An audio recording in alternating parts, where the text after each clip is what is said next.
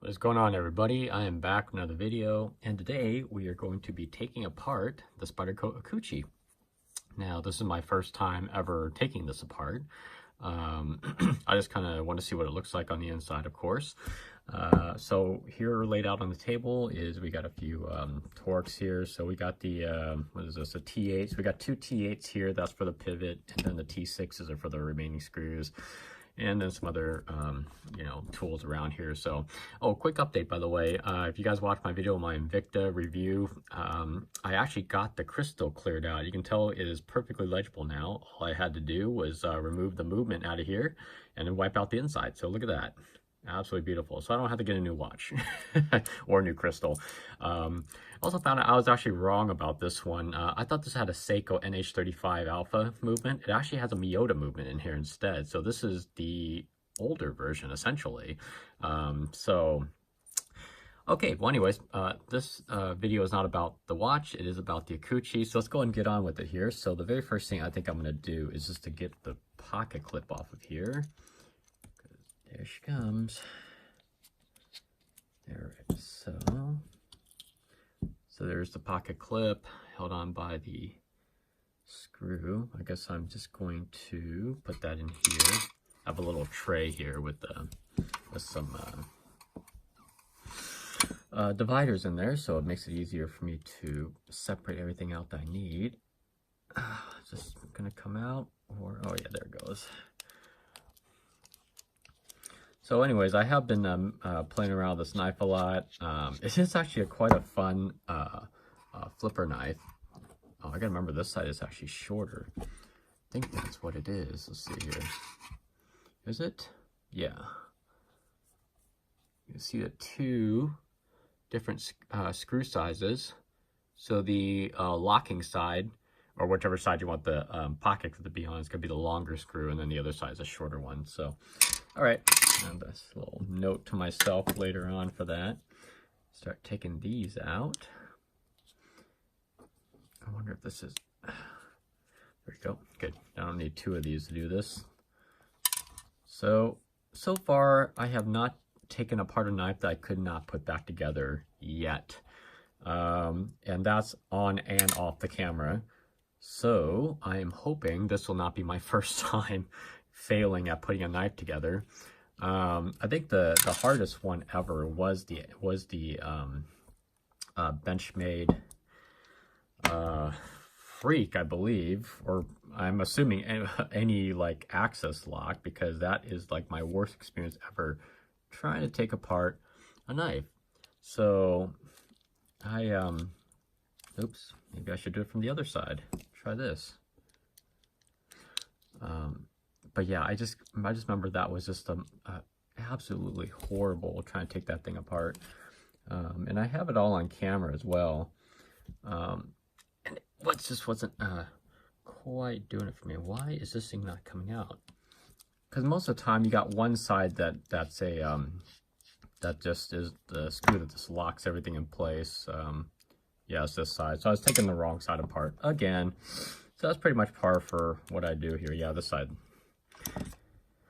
locks in. All right, so what I like to normally do is I just push the blade in and just let the locking mechanism do all the work for me if it's one of these kind of style locks. Oh, look at that.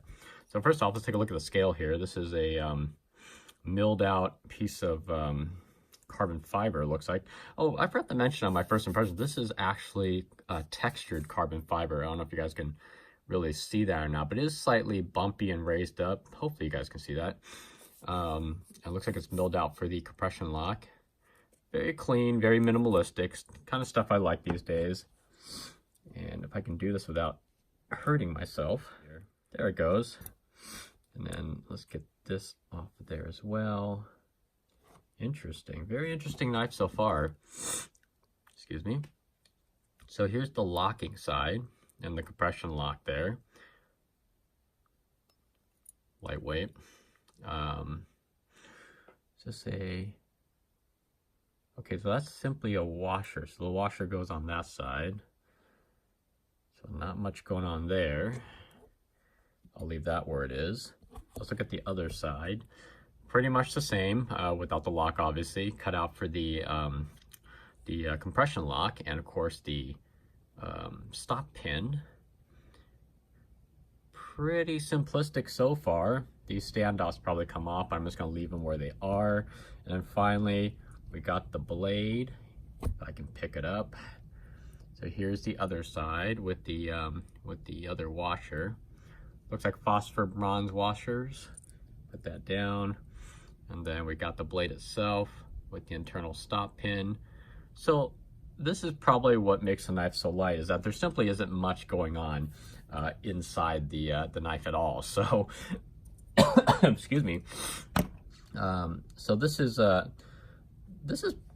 awesome. I mean, this takes me back to when knives were just simply a blade, a couple liners, maybe some scales, and 2 washers. None of this extra stuff going on. In fact, I was talking to Jeff Juice the other day after I handed him the MKM clap, the Terzola clap, and he took that thing apart, and it came away with like 1 billion pieces. It was actually hilarious, but he managed to get it back together, is what he told me, without any leftover pieces, which is great, because that's usually what happens to me when I take things apart. Specifically when it comes to my car, I'll take stuff apart and all of a sudden I have all these extra pieces left over. So that was fantastic. Okay, here's the lanyard.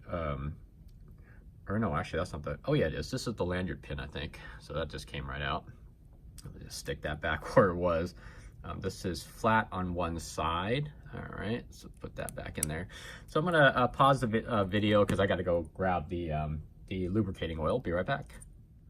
Okay, sorry about that, guys. I knew I forgot something. I just forgot my the lubrication here. So let me get this. Oh boy. This thing won't come off. There you go. So the cap, I'll just I'll put the cap over there. Oh, there's something else in here. Oh, it's a sewing needle. All right, let's put that over there. I got crap all over the place, guys. Sorry about that.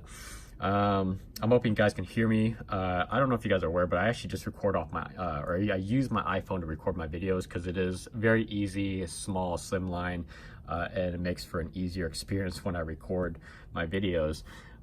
So the audio may not be as fantastic on this. Oops, what am I doing? A little dab of oil here and there. Let's get this back on there. Come on. There we go. Get the blade on there. Well, good. This actually is not going to turn out to be too bad of a takedown at all. I didn't know what to expect. You know, I actually did no research on this knife, so I had no clue what I was expected to see when I came in here. So this is actually a nice and pleasant surprise here. Oop, come on. Little drop of lubrication there. All right, get this all. Oh, now everything's falling apart. See, nothing wanted to come apart before, and now everything wanted to come apart. No clue where this goes. That's good to know. So there's a flat spot on one side that's designed to go in only one way. All right, got it. So I can carefully get this back in there. All right, there we go. Now I can put this into the locked open position and get this thing in here. Do I still got oil on there? Yeah, I do. All right, so get this in here so you can see how the locking mechanism is. Now I just gotta go in, let's see, let's go and compress it. Compress the compression lock. Let's see if I can do this. There we go. All right, so you see how everything just lines up. Let's see, let's go and lock this open. There we are. So you can see this is what makes the compression lock so strong. It is simply just a very, very good lock. And I love this kind of mechanical stuff right here. This is just good design right here. Okay, so let's go and put this back on. And now we do everything in reverse. So, okay, so obviously I made the pivot pin way too tight. Let me get this adjusted here. So this is way too tight. Obviously it's not going anywhere. These are not obviously on bearings, so let me just loosen it up a little bit. Whoa, okay. So we got a little bit of blade play. Let me go ahead and adjust it. Oddly enough, even without adjusting it, the blade, oh no, the blade's off. Okay, so let's see. Okay guys, I think I got this down to a point where it's the good enough deployment versus how smooth and how much blade play there is. So I guess just by the very nature of how the lock was designed and how the pivot, just the being washers and all that, there's really no good way of making this having no blade play versus deployment, because it's just not going to happen. So there's ever so slight bit of blade play, which is no big deal, because it's very slight. It doesn't wiggle back and forth like a lot, but there's no up and down play, which is pretty important. Blade centering is still a little bit off, maybe. I can't really see it on the camera too much. Let's see if I go away from the camera here. Yeah, I mean, it's pretty damn close. I mean, it's not gonna... Yeah. Okay, so unless you're completely OCD about those things, but it's still... Whoops, I hit it on my pinky there. There we go. So it still rockets out really, really fast. I can continue to adjust this ad nauseum, but I think I've got a pretty good, feel for it now, and it is adjusted to basically where it was when I first got it. But anyways, I will leave you with this parting shot here. Again, this has been the disassembly and the reassembly of the Spyderco Ikuchi.